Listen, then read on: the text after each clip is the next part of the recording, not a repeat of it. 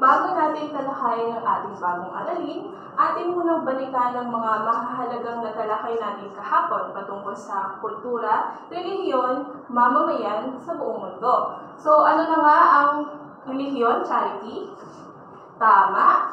At alam niyo ba na ang Kristyanismo ang pinakamaraming populasyon ng mga relihiyon dito sa buong mundo? Ano naman ang wika, Eugene? Magaling! At ano naman ang lahi? Pauline? Tama!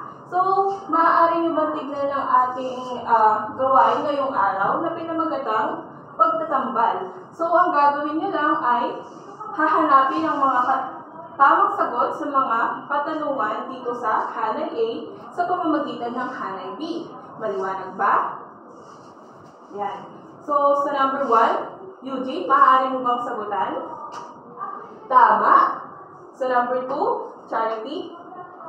Magaling. Number 3, Pauline? Tama. Reynalyn, maaari mo bang sagutan ng number 4? Tama.